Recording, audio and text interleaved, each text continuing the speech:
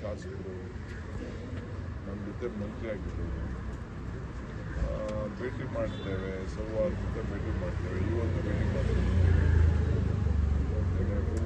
ನಾನು ಮಾತಾಡೋಕ್ಕಾಗಲ್ಲ. ಇವತ್ತು ಮಧ್ಯಾಹ್ನ ನನಗೆ ಗವರ್ನರ್ ಮನೆ ಕಾರ್ಯಕ್ರಮ ಅಂತ ಭೇಟಿ ಮಾಡ್ತಿದ್ದೇನೆ.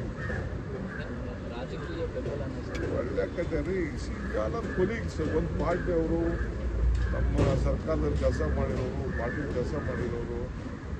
ನಮಗೂ ಯಾರಿಗೇನು ನನಗೆ ಯಾರ ಬಗ್ಗೆನೂ ಏನು ಭಿನ್ನತೆಗಳಿಲ್ಲ. ಮಾಧ್ಯಮದವರು ಸೃಷ್ಟಿ ಅದು ಸಂದರ್ಭದಲ್ಲಿ ಕೆಲವು ಹೇಳಿಕೆಗಳು ಕೊಟ್ಟಿರ್ತಾರೆ. ಅದಕ್ಕೆಲ್ಲ ನಾವು ಬೇಜಾರು ಮಾಡ್ಬೇಕಾಗ್ತದ.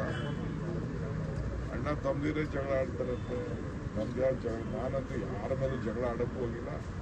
ಯಾವ ವಿಚಾರಕ್ಕೂ ನಾನು ಇವತ್ತವರೆಗೂ ಒಬ್ಬರು ನಾನು ಸ್ಟೇಟ್ಮೆಂಟ್ ಮಾಡಿದ್ದೀನಿ. ನನ್ನ ರೆಕಾರ್ಡ್ ನೀವು ತೆಗೆದು ನೋಡಿ.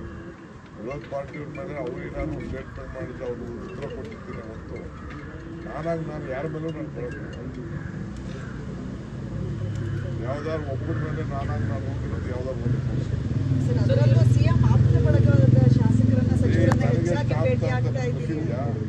CM ಅವರು ಸಂಬಂಧನೇ ಇಲ್ಲ. ನಾನು ಅವನ ಅಪೆಕ್ಸ್ ಬ್ಯಾಂಕ್ ಅಧ್ಯಕ್ಷ ಮಾಡಿದ್ದೆ.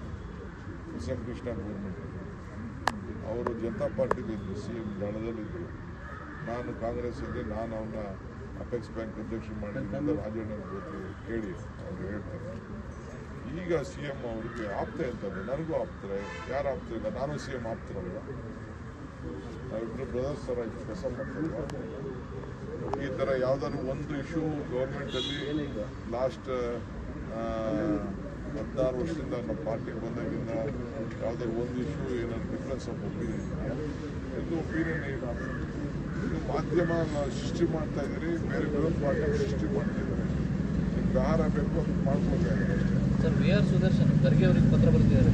ಎಲ್ಲಾನು ಗೊಂದಲ ಬಗೆಹರಿಸಿದ ತಕ್ಷಣ, ಇಲ್ಲದೆ ಹೋದ್ರೆ ಯಾವ ಗೊಂದಲನೂ ಇಲ್ಲ ನನ್ನ ಪ್ರಕಾರ. ಬಟ್ ಹೈಕಮಾಂಡ್ ಒಂದು ಹೇಳಬೇಕಾಗುತ್ತಲ್ಲ. ಪರಮೇಶ್ವರ್ ಅವರು ಕೂಡ ಅದೇ ಮಾತನ್ನು ಹೇಳ್ತಾ ಇದ್ದಾರೆ ಸರ್. ಹೈಕಮಾಂಡ್ ಅವ್ರು ಮಾತಾಡಿರೋರು, ಅವ್ರ ಸ್ಪೋಕ್ಸ್ ಮೆನ್, ಅವ್ರಿಗೆ ಅವರೆಲ್ಲ ಭಾಳ ಲೀಡರ್ಸು, ಅವರೇ ಉತ್ತರ ಕೊಟ್ಕೊಳ್ತಾರೆ. ನಾನು ಯಾರಿಗೂ ಮಾಡ್ಕೊಳ್ತೇನೆ. ಬಜೆಟ್ ಒಳಗಡೆ ಗೊಂದಲ ಬಗೆಹರಿದ್ರೆ ಒಳ್ಳೇದಾಗುತ್ತೆ ಅಂತ. ನಾವು ಬಜೆಟ್ ಘೋಷಣೆ ಮಾಡಿದ್ರು ಕೂಡ ಜನರಿಗೆ ತಲುಪಲ್ಲ ಗೊಂದಲ ನಡುವೆ ಅಂತ. ಗೊಂದಲ ಯಾಕೆ ಮಾಡ್ಕೋಬೇಕು? ಎಲ್ಲಿದೆ ಗೊಂದಲ?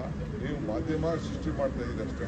BJP ಸೃಷ್ಟಿ ಮಾಡ್ತಾ ಇದ್ದಾರೆ. ಅವ್ರಿಗೇನು ಇಲ್ವಲ್ಲ, ಅವ್ರ ಪಾರ್ಟಿ ಬೇಕಾದಷ್ಟು ಇದೆ ಮಾಡ್ತಾ ಇದ್ದಾರೆ. ನಿಮಗೂ ನ್ಯೂಸ್ ಬೇಕು, ದಿನ ನಮ್ಗೆ ತೋರಿಸ್ತಾ ಇದ್ದೀರ ಅಷ್ಟೇ.